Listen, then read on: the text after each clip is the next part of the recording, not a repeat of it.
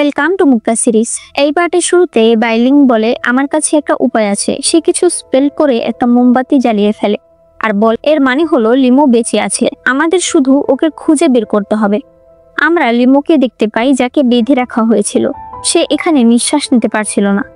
ওইদিকে জিয়ানশু এদের সবার জন্য অনেক চিন্তায় পড়ে যায়, তাই সে নিজেই তাদেরকে খোঁজার একটা ব্যবস্থা করার জন্য চলে যায়।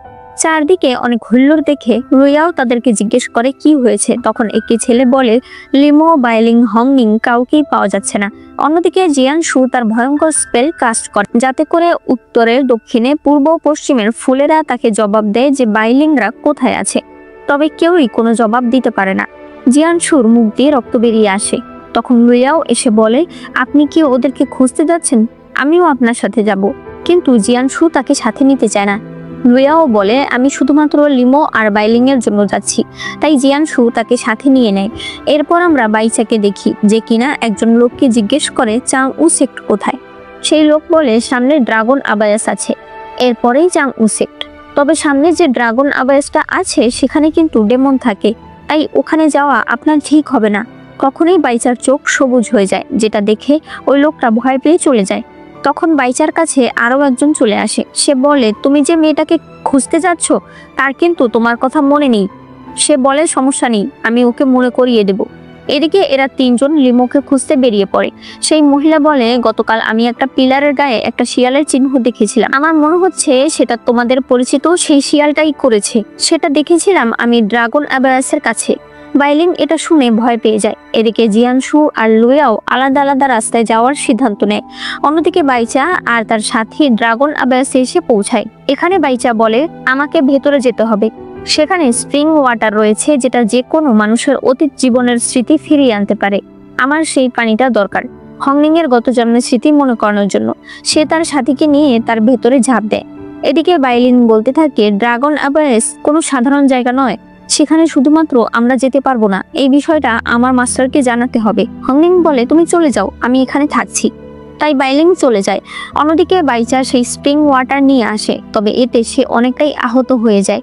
সে মনে মনে বলতে থাকে, এখন আমার সবচেয়ে বড় কাজ হলো হংনিংকে খুঁজে বের করা। অন্যদিকে হংনিং আর সেই মহিলা একসঙ্গে ড্রাগন আবায়াসের সামনে আসে। এখানে এসে হংনিং বলে, এবার বলুন আপনি কেন আমাকে এখানে একা এনেছেন? সে বলে, তুমি কি বলতে চাইছো? হংনিং বলে, আমি ছোটবেলা থেকেই ডেমনকে চিনে ফেলি, তাই আপনাকে দেখেই আমি বুঝতে পেরেছি আপনি ডেমন। আপনি সেই খরগোশ ডেমনটাই। সেই মহিলা তখন রেগে যায়। সে বলতে থাকে, তোমার কি ডেমন খারাপ লাগে না? তুমি কেন ডেমনকে সাহায্য করবে? ডেমনরা তো খুব খারাপ হয়। কিন্তু হংনিং বলে, কে বলেছে আপনাকে? সব ডেমনই যে খারাপ হবে এমন কোনো কথা না, তাদের মধ্যে ভালোও রয়েছে। তারা সাধারণ মানুষের উপকার করে। এভাবে কথায় কথায় তাদের মধ্যে ঝগড়া লেগে যায়। সেই মহিলা হংনিংকে ধাক্কা দিয়ে ওই ড্রাগন আবায়াসে ফেলে দিতে চায়, তবে ওই সময় জিয়ানশু হংনিংকে বাঁচাতে গিয়ে সেও তার সঙ্গে ভেতরে পড়ে যায়। হংনিং জিয়ানশুকে দেখে অনেকটা রিলিফ পায়। এরপরে তারা সেখানে একটা ব্রিজের উপরে গাছ দেখতে পায়। জিয়ানশু বলে, এই গাছ মানুষের দুঃখ মনে করিয়ে দেয়। এরপরে তার ফল সেই মানুষটাকে খাইয়ে তাকে শেষ করে ফেলে। তখনই সেখানে অনেক জোরে জোরে শব্দ হতে থাকে। জিয়ানশু হংনিং এর কান ধরে রাখে, তবে সেই শব্দ সে নিজে শুনে ফেলে আর সে একদম নিস্তেজ হয়ে মাটিতে বসে পড়ে। তখনই তার ভেতর থেকে তার দুঃখগুলো গিয়ে একটা ফলে পরিণত হয়। একটু পর দেখা যায় বাইচার সঙ্গে আমরা যে লোকটাকে দেখেছিলাম সে সেই গাছ থেকে একটা ফল পেড়ে খেতে যায় আর বলে, এই ফলটা খেলেই আমি আমার সকল দুঃখ থেকে মুক্তি পেয়ে যাব। সে সেটা খাওয়ার সাথে সাথেই জিয়ানশুর কাছেও একটা ফল চলে আসে, কিন্তু হংনিং তলোয়ার দিয়ে সেই ফলটা কেটে ফেলে, যার ফলে জিয়ানশু তার দুঃখের ইলুশন থেকে বাইরে চলে আসে। এরপর তারা দুজনে এই জায়গা থেকে তাড়াতাড়ি চলে যায়। অন্যদিকে বাইলিং রাস্তা দিয়ে আসার সময় লুইয়াও এর সঙ্গে দেখা হয়ে যায়। সে বলে, তুমি কি করছো? সে বলে, তুমি কোথায় ছিলে? বাইলিং বলে, আমি আর হংনিং লিমোকে খুঁজতে বেরিয়েছিলাম। তার একটা সন্ধান পেয়ে হংনিংকে ছেড়ে আমি মাস্টারের কাছে যাই, তবে গিয়ে দেখি মাস্টার নেই। ফিরে এসে দেখি হংনিংও নেই। তুমি কি এখানে লিমোকে খুঁজতে এসেছো? তুমি আমাকে সত্যি করে বলো তো, ওর সঙ্গে তোমার কি সম্পর্ক? তখনই তাদের দিকে একটা কালো ছায়া আসতে থাকলে বাইলিং তাকে ছেড়ে দেয়। লুইয়াও বলে, ওকে মেরো না, ও কোনো ডেমন না, ও আমার ছায়া।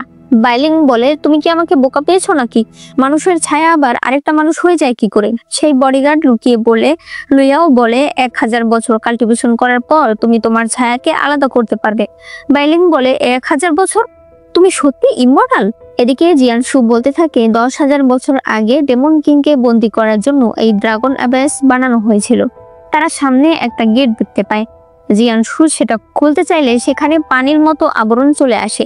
হংনিং সামনে দাঁড়ালে হংনিং এর রূপ বলতে থাকে, আমি আমার খুশি হারিয়ে ফেলেছি।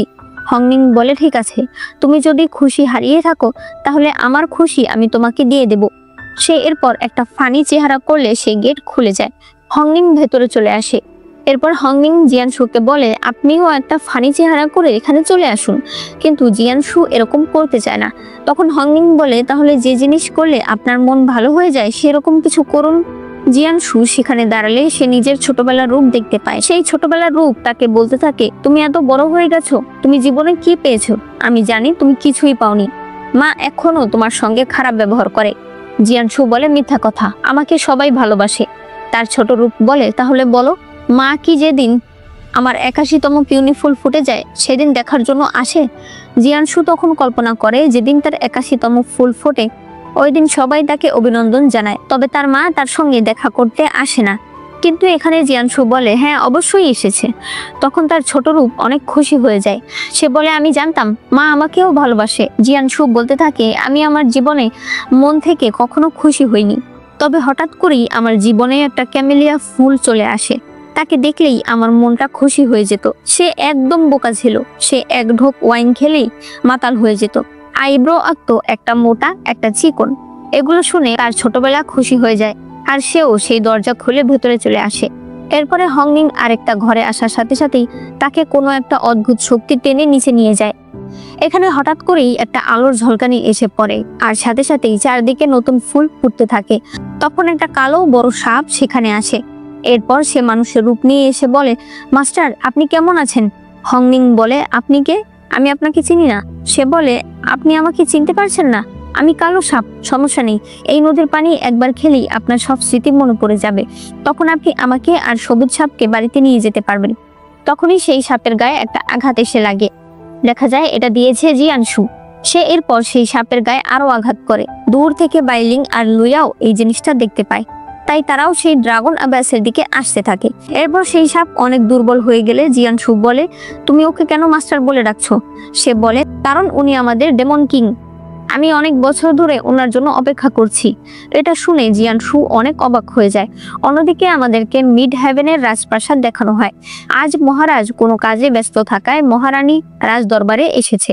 তাই বলতে থাকে, বর্তমানে ডেমনদের অত্যাচার অনেক বেশি বেড়ে গেছে। তারা বলছে ডেমন কিং নাকি ফিরে এসেছে। 10,000 বছর আগে ডেমন কিংকে মেরে ফেলার জন্য বন্দি করে ফেলা হয়। ওই সিল থেকে সে কখনোই ফিরে আসতে পারবে না। তাহলে এখন তার সাথীরা বলছে ডেমন কিং নাকি ফিরে এসেছে। এর দুটো সম্ভাবনা থাকতে পারে। 1, ডেমন কিং এখনো বেঁচে আছে। 2, ডেমন কিং তার সকল পাওয়ার উত্তরাধিকার সূত্রে কাউকে দিয়ে গেছে। একজন সেনাপতি বলে, ওই আবাস থেকে কোনোভাবেই ডেমন কিং বেঁচে ফিরে আসতে পারবে না। তাই আমার মনে হয় সে তার ক্ষমতা উত্তরাধিকার সূত্রে কাউকে দিয়ে গেছে। মহারানী বলে, খুব তাড়াতাড়ি ডেমন কিং এর সেই উত্তরাধিকারকে খুঁজে বের করতে হবে। এরপর তাকেও ডেমন কিং এর মতো মেরে ফেলতে হবে। এদিকে এরা দুজন ড্রাগন আবায়াসের কাছে আসলে সেই মহিলাকে দেখতে পায়। তারা সেই মহিলার সঙ্গে ফাইট শুরু করে। দুজনের সঙ্গে সে একা পারে না। সেই মহিলা অসুস্থ হয়ে যায় আর একসময় উধাও হয়ে যায়। এরপরেই সেখানে লিমো বেরিয়ে আসে। অর্থাৎ লিমোকে ওই মহিলা নিজের শরীরেই কোথাও লুকিয়ে রেখেছিল, তবে এখন লিমো অজ্ঞান ছিল। অন্যদিকে জিয়ানশু হংনিংকে বলে, তুমি কি ঠিক আছো? সে বলে, হ্যাঁ আমি ঠিক আছি, তবে আমি আপনাকে একটা কথা বলতে চাই। আপনি স্বীকার করেন না, তবে আমি জানি আপনি সেই লোক যে আমার জন্ম হওয়া থেকে শুরু করে বড় হওয়া পর্যন্ত সব সময় আমার পাশে ছায়ার মতো থেকেছেন। এখানে আসার পর আমি আপনাকে ভালোবেসে ফেলেছি। আমি ভেবেছিলাম এই কথাটা আমি আপনাকে বলবো না, তবে এখন মনে হচ্ছে আমি আমার ফিলিংসের সঙ্গে পারছি না, তাই আপনাকে আমি জানিয়ে দিলাম। আমি এর কোনো উত্তর চাই না, তবে জিয়ানশু বলে, আমি রাজি। আমি তোমাকে কথা দিচ্ছি, এখন থেকে আমি সারা জীবন তোমার সাথেই থাকবো। জীবন চলে যাবে, তবে আমার ওয়াদা ভাঙবে না। এই কথা বলে সে তাকে জড়িয়ে ধরে, এরপর কিস করে। একটু পর তারা সেখান থেকে বেরিয়ে আসে। জিয়ানশু লিমোর অবস্থা দেখে তাকে নিজের পাওয়ার দিয়ে কিছুটা সুস্থ করে। এরপরে তারা কাছের একটা ভাঙা বাড়িতে বিশ্রাম নিচ্ছিল। লুয়াও জিয়ানশুকে বলে, হংনিং মানুষ কি করে হলো? জিয়ানশু তাকে সবকিছু বললে সে বলে, আপনি ভবিষ্যতে হেভেনের রাজা, আর ও একটা ডেমন। আপনি ওর জন্য এত কিছু কেন করছেন? এরপর সে বলে, আমার এখন আর এতে কিছু আসে যায় না। আমি চাই লিমোকে আপনি আমার সাথে যেতে দেবেন। জিয়ানশু বলে, ওই সময় তোমার বাবা লিমোকে কাইলিনে ফেলে দিতে চেয়েছিল, আমার মনে হয় না ও তোমার সঙ্গে যাবে। এদিকে হংনিং পানি আনার সময় বাইচাকে দেখতে পায়। হংনিং তো তাকে চিনতে পারে না, তবে বাইচা তাকে চিনে ফেলে আর সে বলেও দেয় যে আমি তোমাকে চিনি। হংনিং তাই তাকে সাথে করে জিয়ানশুর কাছে নিয়ে আসে চিকিৎসা করানোর জন্য। জিয়ানশু তাকে চিনে ফেললে বাইচা বলে, আমি শুনেছি ট্রেবলিউশনে কারো স্মৃতি থাকে না, কিন্তু আপনার স্মৃতি আছে, এটা কিভাবে? জিয়ানশু বলে, এটা কোনো ব্যাপার না, তুমি যেহেতু অসুস্থ তাহলে তুমি চাংউ সেক্টে চলে এসো, সেখানেই তোমার চিকিৎসা হবে।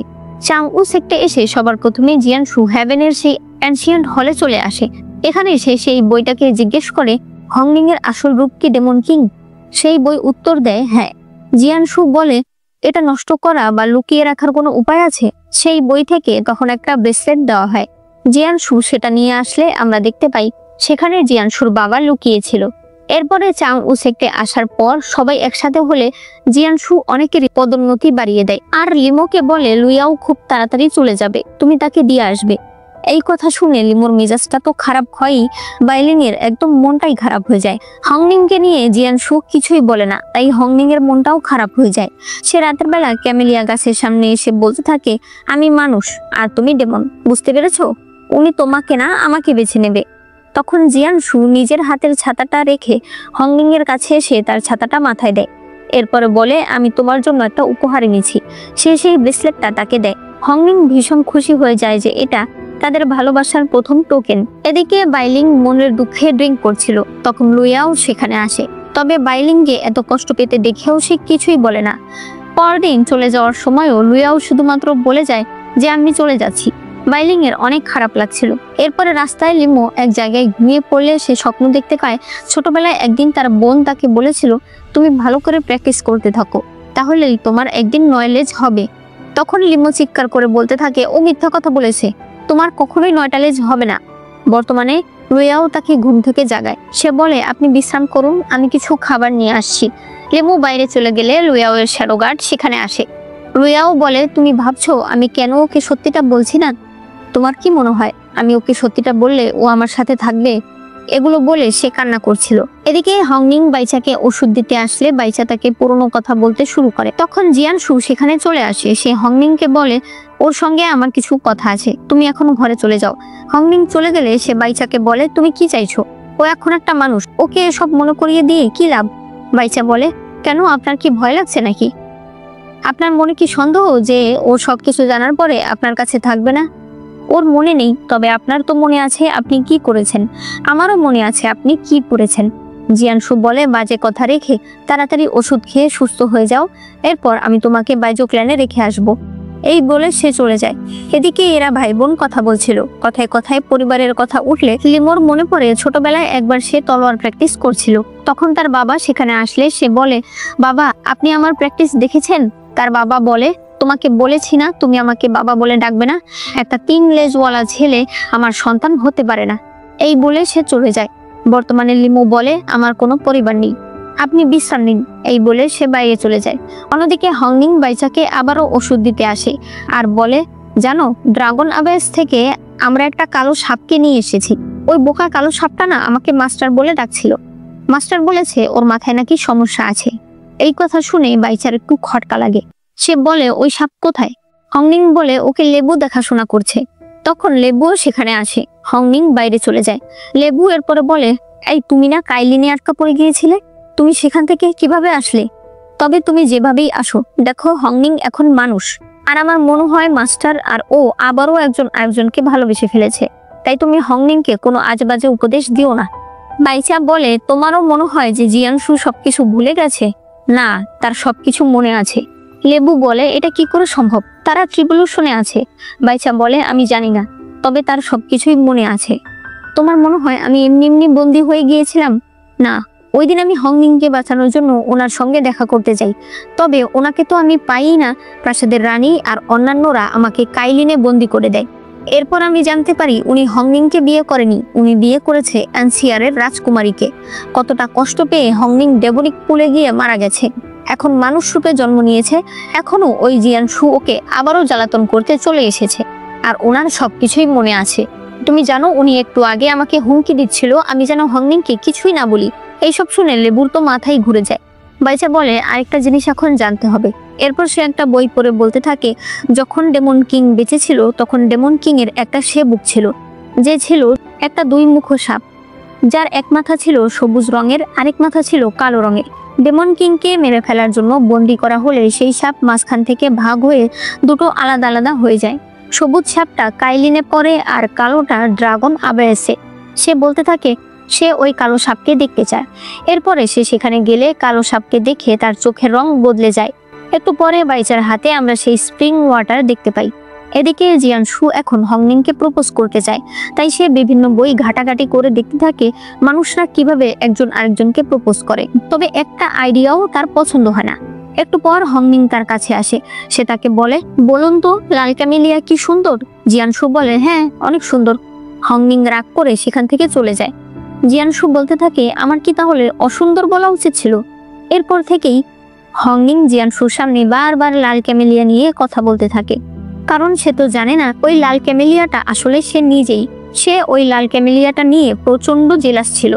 অন্যদিকে এরা দুজন এনসিআর এর কাছাকাছি চলে আসে। হঠাৎ করেই এনসিআর এর সৈনিকরাও সেখানে চলে আসে। তখন লুইয়াও নিজের ফুল ফর্মে এসে তাদের সবাইকে একেবারে গায়েব করে ফেলে। লিমো বলে, তুমি হলে এনসিআর এর রাজকুমারী, তুমি আমাকে কেন মিথ্যা কথা বলেছো? সে বলে, আমি ইচ্ছা করে করিনি। জেনারেল সিংহাসনে বসেছে, বাবাকে বন্দি করে রেখেছে, আমি অনেক কষ্টে লুকিয়ে বাঁচছি। আমার আপন বলতে এখন শুধু তুমি আছো, তাই তুমি আমার সঙ্গে চলো। এনসিআর এর তোমাকে প্রয়োজন। লিমো বলে, কোন এনসিআর এর? যারা আমাকে 3 লেজ হওয়ার কারণে আমার পরিচয় দেয়নি? আমি তো ভুলেই গিয়েছিলাম যে আমার একটা বড় বোনও আছে। লুইয়াও বলতে থাকে, আগের রাগ ভুলে যাও, তুমি এখন আমার সঙ্গে এনসিআর এ চলো। কিন্তু লিমো বলে, আমি আর কখনোই সেখানে ফিরে যাব না। সে লুইয়াওকে রেখে চলে যায়। লুইয়াওয়ের মুখ দিয়ে রক্ত পড়তে থাকে। ওই সময় তার শ্যাডো গার্ড এসে তাকে সেখান থেকে নিয়ে যায়। এদিকে মাঝরাতে দেখা যায় সেই কালো সাপের জ্ঞান ফিরে এসেছে। অন্যদিকে জিয়ানশু হংনিংকে বলে, তোমার অতীত জীবনের সঙ্গে জড়িয়ে আছে। তুমি যদি তোমার অতীত জীবন সম্পর্কে জানতে চাও তাহলে আমাকে জিজ্ঞেস করো, আমি তোমাকে সাহায্য করব। হংনিং বলে, আমি শুধু জানতে চাই আপনি যে লাল ক্যামেলিয়ার কথা বলেন সেটা কি আমি? জিয়ানশু বলে, হ্যাঁ। হংনিং বলে, তাহলে অতীতের বিষয়ে জানতে আমাকে একটু ভাবতে হবে। পরদিন হংনিং বাইচার কাছে যায়। এখানে বাইচা তাকে বলতে থাকে, তুমি মাস্টারকে যতটা ভালো মনে করছো সে ততটা ভালো নয়। ওই সময় সে তোমার সঙ্গে বিশ্বাসঘাতকতা করেছিল, তোমার তো কিছুই মনে নেই, তাই আমি তোমার জন্য এটা নিয়ে এসেছি। তুমি যদি এটা খাও তাহলে তোমার অতীত জীবনে সবকিছুই মনে পড়ে যাবে। হংনিং ঘরে এসে সেই পানিটা খেয়ে ফেলে, যার ফলে তার অতীত জীবনে সবকিছুই মনে পড়ে যায়। এমনকি তার এই দ্বিতীয় জন্ম হওয়ার জন্য জিয়ানশু নেদাররিলেমে গিয়ে কত কষ্ট করেছে সেগুলো তার মনে পড়ে যায়। সে দৌড়ে জিয়ানশুর কাছে যায়, তাকে ডাক দিয়ে বলে, আপনি তো আমাকে কথা দিয়েছিলেন আপনি আমাকে বিয়ে করবেন, আপনি কি আপনার কথা রাখবেন না? এই কথা শুনে জিয়ানশুর চোখে পানি চলে আসে। সে দৌড়ে এসে হংনিংকে জড়িয়ে ধরে। এরপর তার কাছে এসে ক্ষমা চাইতে থাকে। হংনিং বলে, আপনি কেন ক্ষমা চাইছেন? আপনি আমার জন্য যথেষ্ট করেছেন। জিয়ানশু বলে, আমি এখন তোমাকে বিয়ে করতে চাই। হংনিং কেঁদে কেঁদে বলে, কিন্তু এই জন্মে আমি শুধুমাত্র একটা মানুষ, আমি তো বেশি দিন বাঁচবো না, আপনার সঙ্গে আমি বেশি দিন থাকতে পারবো না, পরে আবার আপনি একা হয়ে যাবেন। জিয়ানশু বলে, যে কয়দিন আমি তোমার সঙ্গে থাকবো সেটাই আমার জন্য অনেক। এরপর সে তাকে কিস করে। তখন তাংশিয়ান সেখানে চলে আসে। জিয়ানশু হংনিংকে পুদিনা পাতা দিয়ে বলে, আমাদের বিয়ের জন্য ওয়াইন বানাও। হংনিং চলে গেলে তাংশিয়ান বলে, আমি কিছু জানি না, আমি কিছু দেখিনি। তবে জিয়ানশু বলে, সবাইকে গিয়ে বলে দাও আমি হংনিংকে বিয়ে করছি। এটা শুনে তাংশিয়ান অজ্ঞান হয়ে পড়ে যায়। পরদিন সকালে হংনিং বাইচার ঘরে আসে। সে তাকে বলে যে তার সবকিছু মনে পড়ে গেছে। বাইচা বলে, চলো তাহলে আমরা এখন বাইজো ক্ল্যানে ফিরে যাব। কিন্তু হংনিং বলে, এই জীবনে আমি মানুষ, আমার বাবা মা আছে, আমার দায়িত্ব রয়েছে, আর তাছাড়া আমি জিয়ানশুকে কথা দিয়েছি আমি তাকে বিয়ে করব। বাইচা এই কথা শুনে অনেক রেগে যায়। সে বলে, তুমি জানো ও একটা বিশ্বাসঘাতক। হংনিং বলে, তুমি শুধুমাত্র অর্ধেক জানো, এরপর আরো অনেক কিছু হয়েছে যা তুমি জানো না। সে তাকে সবকিছু বলে, কিন্তু তারপরও বাইচা বলে, তুমি আমার সঙ্গে চলো, আমি তোমাকে অনেক ভালো রাখবো। হংনিং বলে, তুমি শুধুমাত্র আমার বন্ধু আর আমি তাকে ভালোবাসি, তুমি কি ভালোবাসা বোঝো? বাইচা বলে, আমি যদি ভালোবাসাই না বুঝতাম তাহলে কাইলিন থেকে আমি ফিরে আসতে পারতাম না।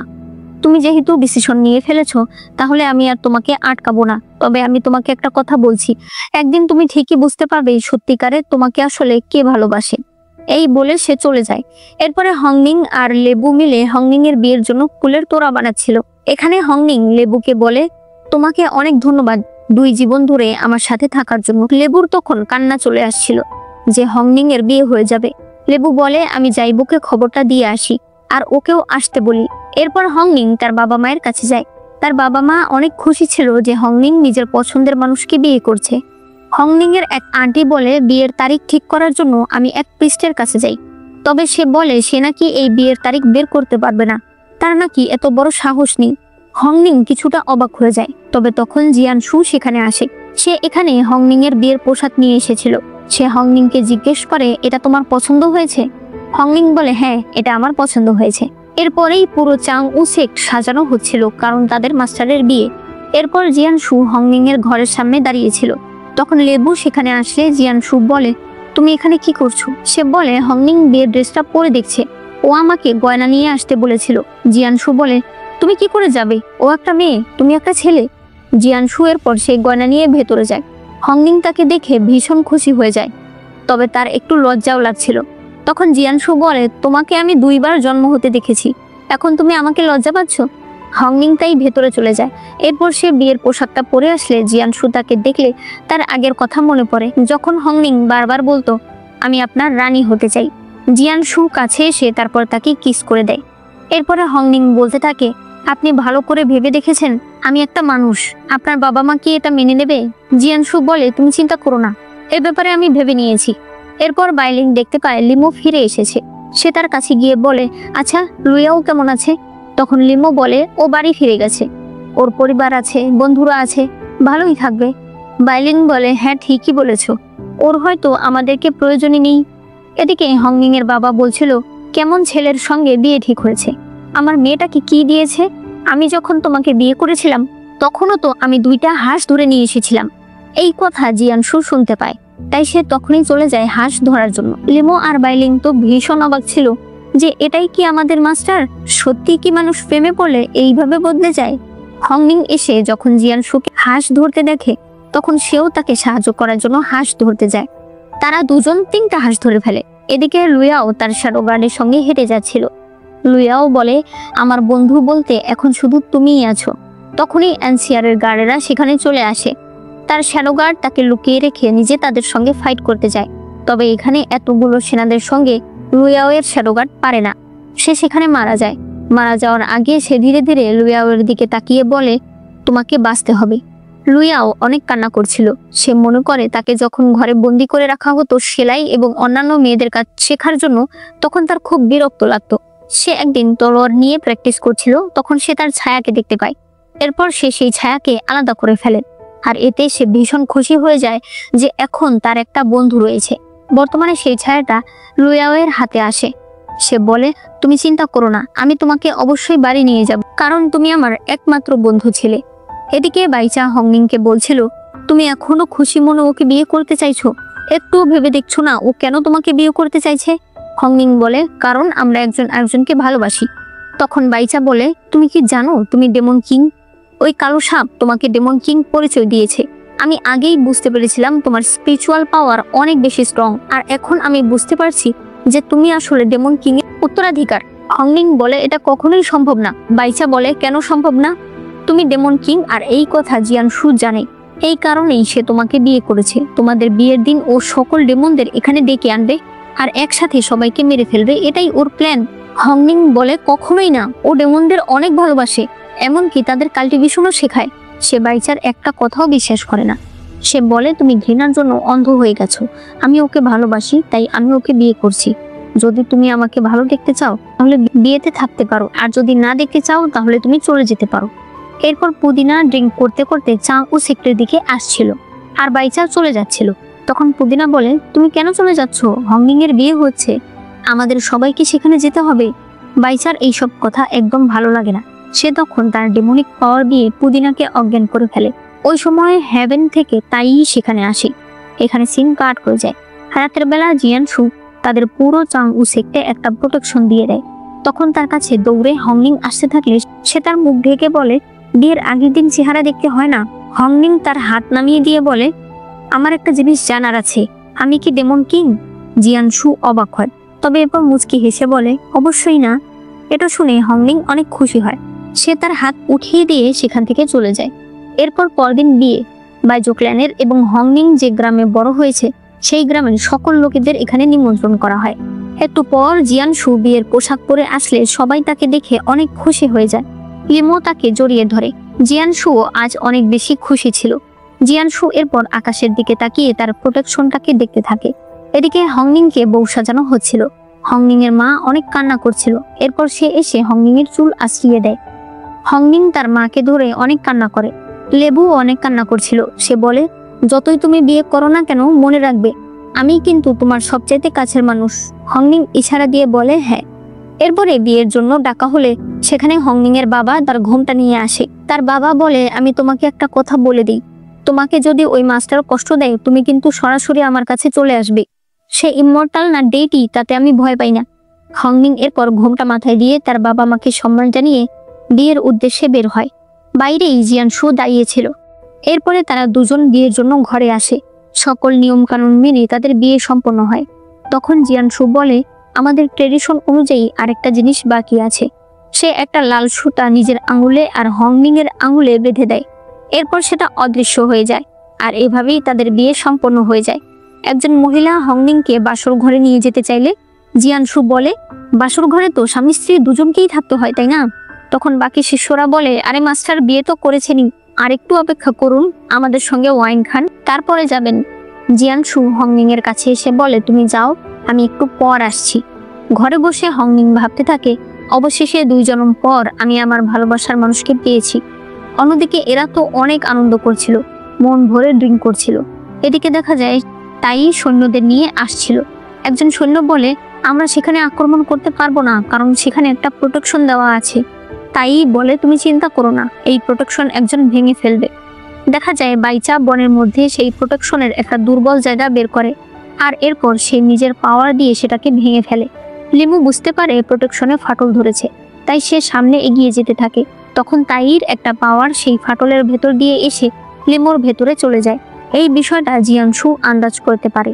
অন্যদিকে বাইচা ডেমনদের কারাগারে এসে বচু আর তার সাথে 2 জন ছেলেকে অনেক আহত করে। সে সব ডেমনদের মুক্ত করে দেয়। এদিকে জিয়ানশু তখনই তাইর কাছে এসে বলে, আপনি কেন সেখানে আক্রমণ করতে চাইছেন? সেখানে অনেক সাধারণ শিষ্যরা রয়েছে। তাইর সেনারা জিয়ানশুর উপর আক্রমণ করে দেয়, তবে জিয়ানশু নিজের পাওয়ার দিয়ে সেটা আটকাচ্ছিল। বচু ভেতরে আসলে তার অবস্থা দেখে সবাই ভয় পেয়ে যায়। তখন সেখানে বাইচা চলে আসে। সে বাইলিং এর গায়ে প্রথমে আঘাত করে। এরপর বলে, আজ এখান থেকে কেউ যেতে পারবে না। সেখানে সকল ডেমনরা এসে আক্রমণ করে দেয়। টিম লিডার আর তাংশিয়ান বলতে থাকে, বাইলিং, তুমি অন্য শিষ্যদের আর সাধারণ মানুষদের এখান থেকে নিয়ে যাও, আমরা ওকে দেখছি। বাইলিং তাদেরকে নিয়ে প্রথমে যেতে চায় না, তবে তাংশিয়ান তাকে চলে যেতে বলে, আর সে দরজা লাগিয়ে দেয়। এখানে বাইচার আঘাতে প্রথমে টিম লিডার মারা যায়। এরপরে বাইচা তাংশিয়ানের কাছে এসে বলে, আমি তোমাকে ছেড়ে দেব, তুমি শুধু একবার বলো যে জিয়ানশু একটা খারাপ মানুষ। তাংশিয়ান হাসতে হাসতে বলে, আমাকে শতবার মেরে ফেললেও তুমি ভাবছো এই কথা আমার মুখ দিয়ে বের হবে? আমি তো ভালো, পুরো চাংউ সেক্টের কারো মুখ দিয়ে এই কথা বের হবে না। তাই বাইচা রাগে তাকে মেরে ফেলে। বাইলিং সবাইকে নিয়ে চলে যেতে চাইছিল, তবে লিমো সেখানে এসে ডেমনদের দেখে তাদের উপর নিজের আগুনের পাওয়ার ছুড়ে দেয়। তবে সেখানে পুরো জায়গায় আগুন লেগে যায়। এমনকি সাধারণ মানুষ আর সেক্রেট শিষ্যদের গায়েও আগুন লেগে গিয়েছিল। লিমো বুঝতে পারছিল না তার পাওয়ার এরকম আউট অফ কন্ট্রোল কেন হয়ে গেছে। সে আগুন কন্ট্রোল করার অনেক চেষ্টা করছিল, তবে কোনোভাবেই পারছিল না, বরঞ্চ আগুন বেড়েই যাচ্ছিল। বাইলিং দৌড়ে দৌড়ে যাচ্ছিল। তখন সে হেভেনের সেনাদের দেখে বলতে থাকে, ইমমর্টাল, আপনারা এখানে আমাদের বাঁচাতে এসেছেন? তবে তারা বলে, আমরা তোমাদের বাঁচাতে আসিনি, বরং আমরা ডেমন কিংকে ধরতে এসেছি। ডেমন কিং হলো হংনিং। বাইলিং তো তাদের কথা বিশ্বাস করে না। সে উল্টো সেই সব সৈনিকদের আইস পাওয়ার দিয়ে বরফ করে ফেলে।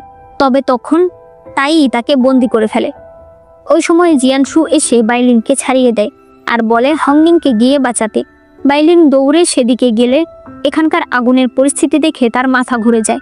সেও এটা কন্ট্রোল করতে চায়, তবে পারে না। এরপর সে যখন তার সাথীদের বাঁচাতে যায় তখন সেই আগুন তার গায়ে লেগে যায়, যেটা এতটাই যন্ত্রণাদায়ক ছিল যে সে সহ্য করতে পারছিল না। এদিকে লেবু হংনিংকে বাঁচাতে আসে, তবে তখন হেভেনের সেনারাও সেখানে চলে আসে। তারা লেবুকে মেরে ফেলে। তখনই বাইচা সেখানে এসে হংনিংকে বলে, তুমি তাড়াতাড়ি আমার সাথে চলো, হংনিং বলে, আমি লেবুর মৃত্যুর প্রতিশোধ চাই। তখন বাইচা বলে, তুমি কি এখনো বুঝতে পারছো না এই সব কিছু করেছে জিয়ানশু? আমি তো তোমাকে আগেই বলেছিলাম তোমার বিয়ের দিন সে তোমার নাম ব্যবহার করে সকল ডেমনদের ডেকে আনবে আর এরপর তাদেরকে মেরে ফেলবে। এখন কি তুমি এটা বুঝতে পারছো? এদিকে জিয়ানশু বাইলিংকে সুস্থ করার চেষ্টা করছিল। বাইলিং বলে, মাস্টার, আমার অনেক কষ্ট হচ্ছে, আপনি আমাকে মেরে ফেলুন। সে একটা পেইন্টিং বের করে বলে, এটা আপনি লুয়াওকে দিয়ে দেবেন আর ওকে বলবেন যে আমি ওকে অনেক ভালোবাসি। এই বলে সে মাটিতে পড়ে যন্ত্রণায় চিৎকার করছিল। নিজের ভাইয়ের এই কষ্ট জিয়ানশুর সহ্য হয় না, তাই সে তাকে মেরে ফেলে। কারণ সে জানতো বাইলিং তো তার আসল রূপে ফিরে যাবে। সে সেই পেইন্টিংটা দিয়ে বলে, যখন তুমি ফিরে যাবে তখন তুমি নিজেই এটা লুয়াওকে দিয়ে দিও। জিয়ানশু দেখতে পায় হংনিং এর বাবা মারও অনেক কষ্ট হচ্ছে, তাই সে তাদেরকেও তলোয়ার দিয়ে আঘাত করে মেরে ফেলে। তবে ওই সময় হংনিং তাকে এটা করতে দেখে ফেলে। সে দৌড়ে সেখানে আসে। সে তার বাবা মাকে ধরে কান্না করতে থাকে। সে তার বাবার হাতে একটা হাত গরম রাখার জিনিস দেখতে পায়, যেটা তার বাবা তার বিয়ের জন্য উপহার হিসেবে নিয়ে এসেছিল। হংনিং এরপর সোজা হয়ে দাঁড়ালে সকল ডেমনিক পাওয়ার তার মধ্যে চলে আসতে থাকে। তবে সেই ব্রেসলেটের কারণে সেটা ব্যাহত হয় এবং তার মুখ দিয়ে রক্ত বেরিয়ে আসে। সে জিয়ানশুকে বলে, এই ব্রেসলেটে কি আছে? বাইচা বলে, কি আছে বুঝতে পারছো না? ডেমন কিং এর পাওয়ারকে নষ্ট করার ক্ষমতা রয়েছে এটাতে। এই লোক আগে থেকেই তোমার পরিচয় জানতো। হংনিং তখন চিৎকার করে বলতে থাকে, আপনি কেন আমাকে মিথ্যা কথা বললেন? কেন আমার বিয়ের দিন চাং ও শেখ গণহত্যায় রূপ নিল? সে এরপর আবারও ডেমনিক পাওয়ার নিজের মধ্যে নিতে থাকে। এরপরে সে জিয়ানশুকে বলে, আগের জন্মে আমি আপনার ঋণের প্রতিদান দিতে গিয়ে মারা গেছি। এই জন্মে আমি আমার ভালোবাসার কাছে হেরে গেছি। আর আজ আমি আপনাকে বলছি, আপনার সঙ্গে আমার আর কোনো সম্পর্ক নেই। সে জিয়ানশুর দেওয়া সেই হেয়ার পিনটা নিয়ে তাদের বিয়ের দড়িটা ছিঁড়ে ফেলে। এরপর সে জিয়ানশুকে একটা মারাত্মক আঘাত করে। তখন তাই আবার তাকে আঘাত করে। জিয়ানশু দৌড়ে গিয়ে হংনিংকে ধরে। হংনিং বলে, আজ থেকে আমি আর আপনি শত্রু। যদি আরো একটা জন্ম আমি পাই তাহলে আমি কথা দিচ্ছি আমি আপনাকে খুঁজে বের করব আর এরপর নিজের হাতে মারব। এই বলে হংনিং মারা যায়। হংনিং এর বডি উধাও হয়ে যায়। জিয়ানশু সেখানে পড়ে থাকে আর সেও মারা যায়। মহারাজ দেখতে পায় দুটো তারাই নিভে গেছে। এদিকে বাইচা সকল ডেমনদের পাওয়ারকে একত্রিত করতে থাকে যাতে ডেমন কিংকে অর্থাৎ হংনিংকে আবারও বাঁচানো যায়। আর এখানেই এই পার্টটা শেষ হয়ে যায়। ভিডিওটি ভালো লাগলে অবশ্যই ভিডিওতে লাইক করে দিও, কমেন্টে কেমন লেগেছে সেটা জানিও, আর চ্যানেলে নতুন হলে চ্যানেলটাকে সাবস্ক্রাইব করে দিও।